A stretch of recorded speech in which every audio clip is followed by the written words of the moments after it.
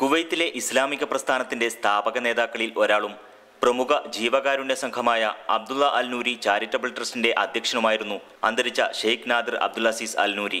ഇസ്ലാമിക രാജ്യങ്ങളിലും മുസ്ലിം ന്യൂനപക്ഷങ്ങൾ താമസിക്കുന്ന ലോകത്തിന്റെ പല ഭാഗങ്ങളിലും നിരവധി സന്നദ്ധ പ്രവർത്തനങ്ങൾക്ക് നേതൃത്വം കൊടുത്തിട്ടുള്ള വ്യക്തിത്വമായിരുന്നു നാദിർ അൽ നൂരിയുടേത്.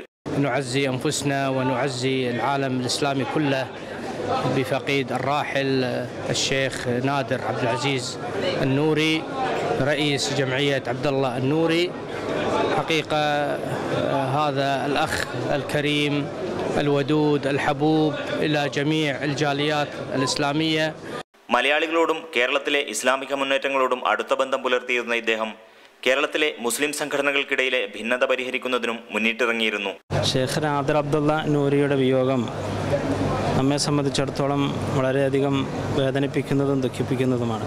മലയാളി സമൂഹത്തോട് വളരെ അടുത്ത് നിൽക്കുന്ന വ്യക്തിത്വവും കൂടിയാണ് ഷെയ്ഖ് നാദിർ നൂരി. അതോടൊപ്പം തന്നെ കേരളത്തിലെ വളരെ പ്രബലമായ 3 വിഭാഗങ്ങളുടെ മുസ്ലിം സമൂഹത്തിൻ്റെ ഇടയിലുള്ള ഐക്യത്തിന് വേണ്ടി പണിയെടുക്കുകയും അങ്ങനെ ഒരു അറിയപ്പെടുന്ന രൂപത്തിൽ കുവൈത്ത് ഐക്യകരാർ എന്നുള്ള ഒരു കരാറിനുള്ള നേതൃത്വം നൽകുവാൻ അദ്ദേഹത്തിന് സാധിച്ചിട്ടുണ്ട് എന്നുള്ളതാണ്.